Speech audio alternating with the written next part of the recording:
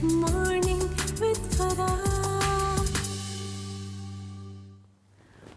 Welcome back ATV morning with फरा में खुश आमदीद एंड आई होप के रोज़े बहुत ज़बरदस्त से जा रहे होंगे। लेकिन रमज़ान जैसे ही शुरू होता है ना तो ख़वातीन का एक चीज़ की तरफ फोकस भी हो जाता है, वो ये है कि ईद पे हमें अच्छा दिखना है। तो उसके लिए सिर्फ ज़रूरी नहीं कि कपड़े या मेकअप या ज्वेलरी ही काम आए। अगर आपकी अपनी पर्सनालिटी, आपका फेस जो है वो अच्छा है तो कुछ भी आप पहनेंगी तो आप में सजना चाहिए। इसी हवाले से आज हमने प्रोग्राम अरेंज किया है क्योंकि मुझे लगता है कि जब हम वेट लूज़ और वेट गेन के एक प्रोसेस में चल रहे होते हैं तो एक चीज़ होती है हमारी स्किन थोड़ा ढलकना शुरू हो जाती है, जो वक्त के साथ भी है, उम्र के साथ भी है और बहुत सारी और रीजंस की वजह से। उसका क्या ट्रीटमेंट हो सकता है, आज ही हम पूछेंगे अपनी एस्थेटिक फिजिशियन से। डॉक्टर नदा हमेशा की तरह मेरे साथ हैं। अस्सलाम वालेकुम डॉक्टर नदा। वालेकुम अस्सलाम। तो डॉक्टर नदा, ये मुझे बताइए कि पहले तो अभी तो शुरू हुआ है रमज़ान, लेकिन आपकी क्या प्रैक्टिस है कि रमज़ान मुबारक में ईद के लिए क्या एक्सपेक्टेशन होती हैं लोगों की और क्या चीज़ें कंसर्न्स होते हैं? एवरीबडी, हर कोई चाहता है कि वो ईद पे बहुत अच्छा दिखे। थोड़ा सा प्रॉब्लम रमज़ान में ये होता है, हालांकि रमज़ान मेडिकली अब ये पता चला है कि जो हम रोज़ा रखते हैं तो जो हमारे कैंसर सेल्स होते हैं वो ख़त्म, ट्यूमरोजेनिक सेल्स, जो ट्यूमरोजेनेसिस होती है जिससे कैंसर बनता है, वो ख़त्म होता है फास्टिंग से। तो फास्टिंग एक बहुत अच्छी चीज़ है, लेकिन इसमें आपका ऑब्वियसली वेट लूज़ होता है। तो इसमें जो बेस्ट चीज़ है वो ये होती है कि एक तो आप अपना वाटर इनटेक जो है वो सही रखें, और दूसरा थोड़े से फैटी चीज़ों से ज़रा परहेज़ करें। बिकॉज़ अक्सर रमज़ान में ही देखा गया है कि पकौड़े और समोसे खा के, जिनको स्पेशली एक्ने का इशू है ना, लोग एक्ने के ब्रेकआउट्स के साथ बहुत आते हैं। सही। और बिकॉज ऑफ डिहाइड्रेशन, जब आपका वाटर इनटेक प्रॉपर नहीं होता तो थोड़ी स्किन भी लूज़ होती है। यानी जिन लोगों की एक्ने प्रोन स्किन है तो वो फिर तली हुई चीज़ें खाने से कम खाएं। जी, कम से कम। सो इट्स बेस्ट आप अपने फ्रूट्स लें। शुगर इंटेक बहुत ज़्यादा हो जाती है रमज़ान में, कोई रूह अफ़ज़ा पीता है, कोई फ्रूट चाट में चीनी डाल के लेता है। तो अगर आप फ्रूट चाट भी लें तो नेचुरल रखें ना उसको, एक फ्रूट बोल बना लें जो नेचुरल फ्रूट्स जिसमें उनकी अपनी भी तो शुगर होती है, तो थोड़ा उसका भी ख्याल रखें। प्लस डिहाइड्रेशन तो है ही है। तो इसमें ये है। अच्छा, अब जो मैं पूछना चाह रही थी, जो हम बात कर रहे हैं कि एज के साथ थोड़ा सैग करना शुरू होती है स्किन, या फिर बाज़ औक़ात आपने वेट गेन किया और वेट लूज़ किया है तब भी आपकी स्किन सैग करती है, उसके लिए क्या ट्रीटमेंट्स अवेलेबल है? ये रियली इट डिपेंड्स कि आपकी एज क्या है। ट्रीटमेंट उसके ऊपर भी डिपेंड करता है, और आपकी कितनी सैग की है स्किन उस पर भी डिपेंड करता है। अब अगर आपकी एज ज़रा ज़्यादा है, 40 प्लस है और सैगिंग हुई है, तो उसमें हम फिलर्स भी करते हैं, हम along with the diet and the water intake हम उसके साथ थ्रेड लिफ्ट्स भी करते हैं। अच्छा, थ्रेड लिफ्ट्स कितनी टाइप्स के होते हैं? बहुत सारी टाइप्स की हैं, लेकिन एक तो होती है जो प्रॉपर लिफ्टिंग थ्रेड्स होते हैं, जिसको non invasive surgical thread lift कहते हैं, मतलब नॉन सर्जिकल थ्रेड लिफ्ट होती है, जो इट्स नॉट, वो नेमल बदल नहीं है सर्जरी का, लेकिन काफ़ी हद तक वो आपके फेस को लिफ्ट भी कर देती है। दूसरा है मोनो थ्रेड्स होते हैं, वो छोटे छोटे थ्रेड्स होते हैं, वो हम इतना डीप नहीं डालते जितना हम लिफ्टिंग वाले थ्रेड्स डालते हैं। उससे ये होता है, उसमें डिफरेंट किस्म के थ्रेड्स होते हैं। मोनो थ्रेड्स बिल्कुल पतले पतले धागे की तरह होते हैं, वो आपकी स्किन के अंदर रहते हैं। अगर आपको एक्ने स्कार्स हैं, जैसा खड्डे होते हैं एक्ने के, ठीक है, उसके लिए होता है। स्किन के ग्लो के लिए, क्योंकि वो कोलेजन प्रोड्यूस करते हैं। नेज़ोलेबियल फोल्ड्स हैं आपके, आपने फिलर्स नहीं डलवाने, आप कहते हो जी हमने नहीं बोटॉक्स नहीं करना, तो हम जनरली उसमें वॉल्यूम के मोनो थ्रेड्स और होते हैं, लिफ्टिंग के और होते हैं, और डिफरेंट किस्म के उसके अंदर जो जिसके वो बने होते हैं, जो फाइबर जो उसका बना होता है वो डिफरेंट मटेरियल होता है उसका। तो लिफ्ट अगर आप वॉल्यूम के लिए यूज़ करेंगे तो वो स्पाइरल थ्रेड्स होते हैं जो यूज़ होते हैं, और वो हम डायरेक्टली स्किन के अंदर डालते हैं, वो नज़र नहीं आते, वो खुद ही डिज़ोल्व होते हैं, और जब तक वो आपकी स्किन में रहते हैं तब तक कोलेजन बनता है, आपकी फेस हल्का सा लिफ्ट भी आती है और उसके साथ साथ ग्लो भी बहुत करता है। अगर आप कह रहे हैं मैंने फिलर्स नहीं डालने, मैंने सिर्फ वॉल्यूम मुझे चाहिए, तो वो हम वहाँ पे थ्रेड्स डालते हैं, तो रीजनरेट होती है वहाँ पे स्किन, और आपके वॉल्यूम लॉस को भी कम करता है, वो मतलब बेहतर करता है। अच्छा, अभी जब थ्रेड्स की बात होती है ना तो लोगों को एकदम से सुई धागा याद आ जाता है कि इट्स समथिंग लाइक दैट। तो क्या ये पेनफुल प्रोसेस है? It is not, it's not more painful than PRP। अच्छा, हम PRP करते हैं तो उतनी ही पतली नीडल होती है। जिन मोनो थ्रेड्स की मैं बात कर रही हूँ ना, वो बिल्कुल पतले पतले से थ्रेड्स होते हैं, और वो हार्डली 10-15 मिनट्स में अगर आप एक्ने स्कार्स के लिए या रिजुविनेशन के लिए करते हो तो विद इन 10-15 मिनट्स वो हो जाते हैं। और अच्छा, तो अब ये जो है ये फिर सैग के लिए से ज़्यादा ये स्किन की रिजुविनेशन पे काम करेगा, तो इसका मतलब एज बाउंड इतना नहीं होगा, किसी भी एज के लोग ले सकते हैं? किसी भी एज के लोग ले सकते हैं। आप इसको लिफ्टिंग वाले थ्रेड्स के साथ सपोर्टिव थ्रेड्स भी ले सकते हैं। ठीक है। और सैग के लिए ये डेफिनेटली काम करते हैं। लिफ्टिंग ऑब्वियसली वो जो मोटा थ्रेड देगा लिफ्ट वो तो नहीं देते, लेकिन जिनकी माइल्ड सैगिंग है उसमें तो डेफिनेटली इट वर्क्स। जिनके ये नेज़ोलेबियल फोल्ड्स हैं, जिनकी कहीं पे वॉल्यूम लॉस है और हमें वहाँ पे वॉल्यूम को बेहतर करना है तो वो डिफरेंट थ्रेड्स होते हैं, उसके मुताबिक होते हैं। अंडर आई रिंकल्स के लिए बहुत अच्छे होते हैं। आई के अलग थ्रेड्स होते हैं, उनके अंदर हम डालते हैं तो आपके जो बिकॉज बोटॉक्स यहाँ पे इतना काम नहीं करता, अंडर आई के नीचे हम बहुत ज़्यादा डाल नहीं सकते, तो एक खास हद तक ही डल सकता है। तो उसके बजाय फिर हम वो लिफ्टिंग थ्रेड्स डालते हैं, जैसे आपकी स्किन मोनो थ्रेड्स डालते हैं। और एज के साथ थोड़ी डीप भी होना शुरू हो जाती हैं कि जो अंडर आई सॉकेट्स हैं ये थोड़ा exactly it's a very good treatment for sunken eyes and filler की जगह भी हम वो कर सकते हैं। और it's a very good treatment for under I wrinkles also. ठीक है। लेकिन क्या कोई इसके साइड इफ़ेक्ट्स भी होते हैं?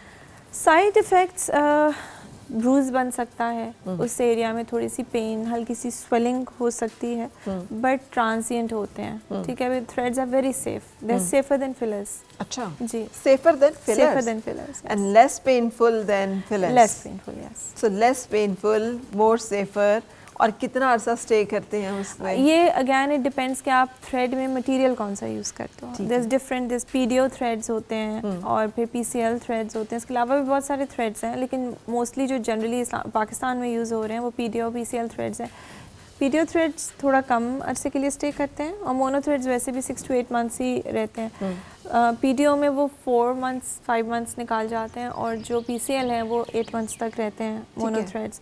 तो जब तक ये रहते हैं ये खुद ही एब्जॉर्ब हो जाते हैं, आपको खुद निकालने की ज़रूरत नहीं पड़ती, आपकी स्किन में अंदर खुद ही एब्जॉर्ब हो जाते हैं। कोई रिएक्शन इससे नहीं होता आपकी बॉडी में। इनर्ट बायोडिग्रेडेबल मटेरियल है जो आपकी बॉडी के साथ कंपैटिबल है, तो इससे कोई रिएक्शंस थ्रेड से आपको नहीं होंगे कभी भी। जो वक्ती हल्की सी स्वेलिंग, रेडनेस वगैरह होती है वो बस होती है, और दैट इज़ इम्पॉर्टेंट।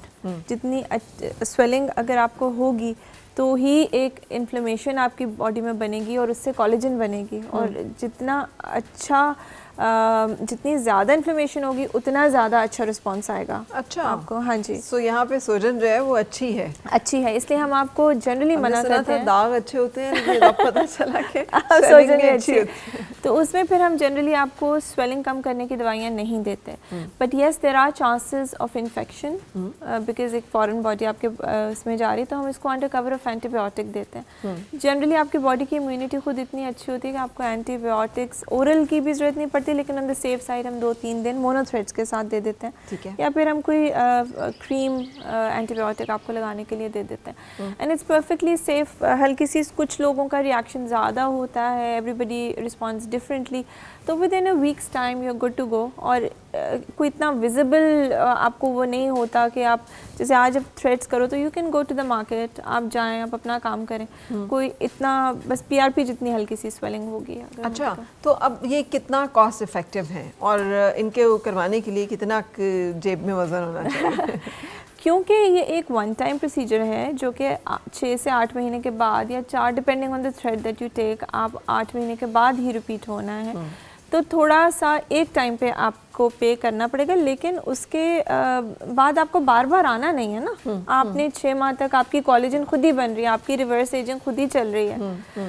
तो इसलिए लाइक आई सेड कि आप पहले के आप पीआरपी के सेशंस के लिए मंथली आ रहे हैं, आप बाकी सेशंस के लिए मंथली आ रहे हैं, आपका पेट्रोल भी लग रहा है, एनर्जी भी लग रही है, टाइम भी लग रही है, अल्टीमेटली उतने ही पैसे बन जाते हैं, लेकिन वो थोड़े थोड़े करके जाते हैं। इसमें आप लमसम एक दफ़ा ही पे करें और 8 माह फिर 6 से 8 माह आराम से घर में बैठ रहे हैं। ठीक है। अच्छा, किन किन एरियाज़ में ये थ्रेड्स जो है डालते हैं और किन किन एरियाज़ पे काम हो सकता है इन थ्रेड्स के थ्रू? एवरीवेयर। नेज़ोलेबियल फोल्ड्स हैं, आपकी ये स्किन की रिजुविनेशन है चीक्स के ऊपर, यहाँ पे मैरिनेट लाइंस हैं, इसके ऊपर करते हैं, अंडर आइज पे करते हैं, आईब्रो लिफ्ट के लिए भी मोनो थ्रेड्स यूज़ करते हैं। दूसरे वाले भी यूज़ होते हैं, लेकिन माइल्ड वो चाहिए तो हम बोटॉक्स के साथ यूजली करके साथ तो हम करते हैं। इसके अलावा आपके स्पेशली नेक के लिए they very good mono threads, उसमें स्किन रिजुविनेशन होती है, बूस्टर वो कोलेजन बनती है और आपकी नेक लाइंस बहुत बेहतर होती हैं। तो it can be anywhere on the face including the neck. Under eyes के लिए बहुत अच्छे हैं। ठीक है।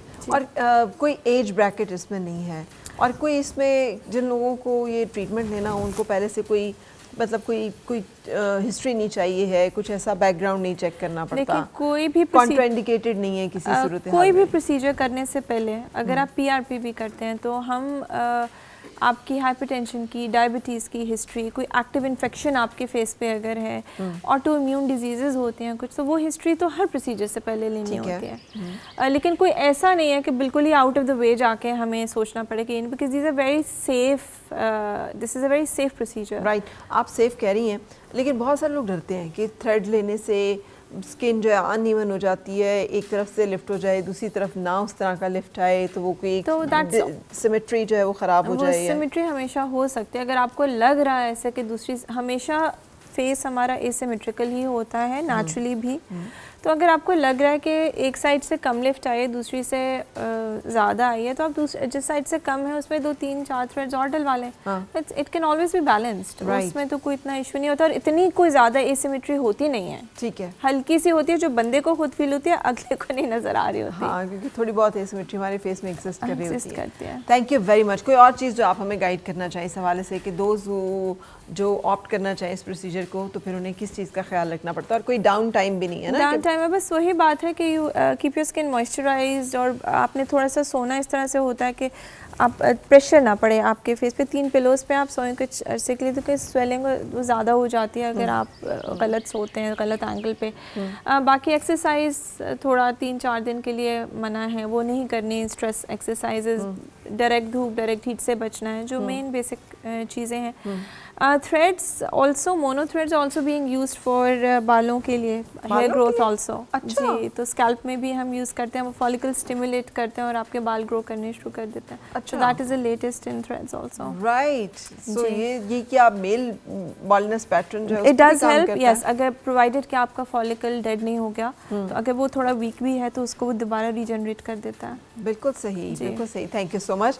ये जितने चीज़ें आती जा रही हैं, इंटरवेंशंस आती जा रही है, मुझे तो लगता है कि बूढ़ा होना लोग जो खत्म हो जाएगा। एग्जैक्टली, के बाद एज जो है ना वो सबकी एक जैसी जो है वो हो जाए करेगी, जब है खासी हद तक ना। जी बिल्कुल, अक्सर लोग हमें भी कह रहे हैं अभी तो बड़ा कुछ आ रहा है, अभी तो बस इट्स जस्ट द स्टार्ट। अभी तो बहुत चीज़ों के ऊपर रिसर्च हो रही है और रोज़ नई चीज़ें आ रही हैं, बड़ी एक्साइटिंग चीज़ें आ रही हैं। अभी 2-3 सालों में तो ये बहुत पीछे रह जाएंगी चीज़ें, अभी तो आगे बड़ा कुछ आ रहा है। ये इंडस्ट्री मेरा ख्याल है कि ये सबसे फास्ट पेस्ड इंडस्ट्री इस वक्त जो है मेडिसिन में वो यही है, जिसके ऊपर बहुत ज़्यादा काम हो रहा है और बहुत ज़्यादा इसमें चीज़ें जो आ रही हैं। Thank you very much doctor Nada, आप यहाँ पे आती हैं, हमारे साथ इन्फॉर्मेशन शेयर करती हैं। सो अगर आप ऑप्ट करना चाहें तो you can always think about it कि अगर आपने लिफ्टिंग के लिए या एक्ने स्कार्स हैं या रिजुविनेशन के लिए, किसी भी चीज़ के लिए ये प्रोसीजर मोनो थ्रेड्स का करवाना है। Thanking you again. ब्रेक लेंगे, ब्रेक के बाद फिर मिलते हैं।